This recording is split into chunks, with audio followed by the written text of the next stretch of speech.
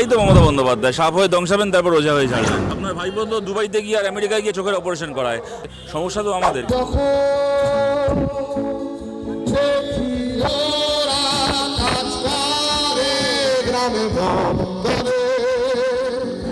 দিন যাচ্ছে তত কি আন্দোলন কমছে কোথাও গিয়ে? আজকে মহালয়ার আগের দিন বোধহয় বড় হাজির। আমার তো প্রশ্ন না, আজকে কলকাতা শহর যা মিছিল দেখেছে, কলেজ স্ট্রিট থেকে শুরু করে কলেজ স্কোয়ার থেকে শুরু করে রবীন্দ্র সদন পর্যন্ত, এরকম মিছিল মানে কোনো রাজনৈতিক দলের ডাকে এত বড় মিছিল খুব কম হয়। এবং মানুষ যে একটা পুজোর মধ্যে উৎসবের মধ্যেও তাদের বোনকে ভোলেনি, এর থেকে বড় কথা কি হতে পারে বলুন তো? যেখানে ভুলিয়ে দেওয়ার এত রকম চক্রান্ত হয়েছে, এত পরামর্শ দিয়েছে, এত জ্ঞানী এসে জ্ঞান দিয়ে গেছে যে আপনারা প্রতিবাদ ছেড়ে উৎসবে ফিরুন। তারপরেও যে উৎসবেও মানুষ গেছেন, অংশগ্রহণ করছেন, কিন্তু উৎসবে অংশগ্রহণ করার সময়ও মানুষ তাদের বোনকে ভোলেনি, তার বোনের হয়ে লড়াইকে ভোলেনি। এইটা কি কম কথা?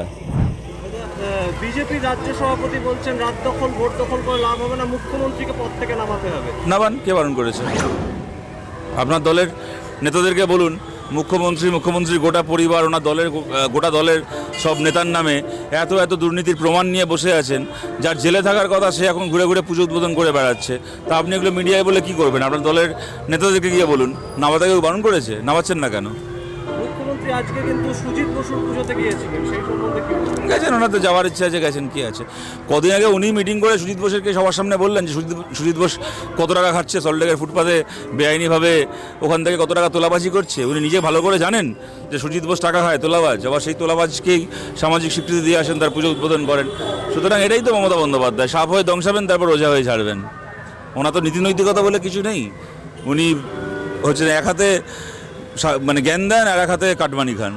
এই মুহূর্তে সুপ্রিম কোর্টে যেভাবে তদন্তটা চলছে, মামলাটা চলছে, সেটা থেকে সন্তোষের ব্যাপার না। সুপ্রিম কোর্ট নিশ্চয়ই জরুরি কিছু পদক্ষেপ নিয়েছেন বা কিছু জরুরি গাইডলাইন দিয়েছেন, কিন্তু এটা আমাদের জানতে হবে যে তদন্ত সংক্রান্ত আসল শুনানি কিন্তু সুপ্রিম কোর্টে হচ্ছে না, ওটা কিন্তু হচ্ছে শিয়ালদা কোর্টে। ওখানেই যা হওয়ার হবে, হয় অপরাধী শাস্তি পাবে অথবা অপরাধী বেঁচে যাবে।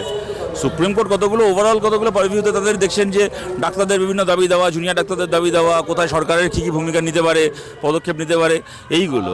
কিন্তু তদন্তের যারা অপরাধী তাদের বিরুদ্ধে কি প্রমাণ আছে না আছে, এরপরে তাদের কীভাবে তাদেরকে আরও শাস্তি দেওয়ার ব্যবস্থা করা হবে, কি তথ্য প্রমাণ নিয়ে তাদের বিরুদ্ধে কেসে আর্গিউ করবে, পুরোটাই শিয়ালদা কোর্টে হবে। শিয়ালদা কোর্টে যা রায় হবে, তারপর সেশনস কোর্ট আছে, হাইকোর্ট আছে, ডিভিশন বেঞ্চ আছে, তারপর সুপ্রিম কোর্ট অনেক পরে আসছে। সুতরাং সুপ্রিম কোর্টের দিকে আমরা সবাই কৌতূহল নিয়ে তাকিয়ে আছি, আগ্রহ নিয়ে তাকিয়ে আছি, উৎকণ্ঠা নিয়ে তাকিয়ে আছি, কিন্তু শিয়ালদা কোর্টের দিকেও কিন্তু তাকিয়ে থাকতে হবে আমাদেরকে। আসল বিষয়টা কিন্তু ওখানেই যা হওয়ার হচ্ছে। এমন না হয় যে আমরা সুপ্রিম কোর্টের দিকে তাকিয়ে থাকলাম আর শিয়ালদা কোর্ট থেকে প্রমাণ লোপাট করে ধর্ষকদেরকে আর কি মুক্তি দিয়ে দেওয়া হলো, ছাড় পাইয়ে দেওয়া হলো।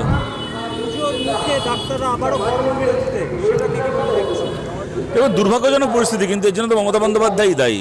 এত কথা বলার পরেও সাগর দত্ত ডাক্তারদেরকে মার খেতে হলো, এবং যখন তারা মার খাচ্ছে তখন সাগর দত্ত হাসপাতালের ভেতর পুলিশের আউটপোস্টটা বন্ধ, তালা ঝুলছে। আমরা যে কথাটা এতদিন ধরে বলে আসছিলাম যে এখানে আউটপোস্ট উদ্বোধন করার নেতা আছে, কিন্তু আউটপোস্টে বসার মতো পুলিশ নেই পশ্চিমবাংলায়, রিক্রুটমেন্ট হয় না। আমাদের কথাটা মিথ্যে ছিল না। সুতরাং আপনি মুখ্যমন্ত্রী বারবার করে প্রতিশ্রুতি দিয়ে ঠকাবেন লোককে, তার ফলে তাদের যা অনাস্থা এবং অনাস্থা থেকে তাদের যা করা তারা তো করবেই। সমস্যাটা এর ফলে সাধারণ মানুষের হয়, আমাদের মতো সাধারণ মানুষ। আপনার ভাই বোন তো দুবাইতে গিয়ে আর আমেরিকায় গিয়ে চোখের অপারেশন করায়। আমার গত বছর নাকের অপারেশন হয়েছিল, আমার পলিপে সার্জারি হয়েছিল, আমি এসএসকেএম হাসপাতালে অপারেশন করেছিলাম।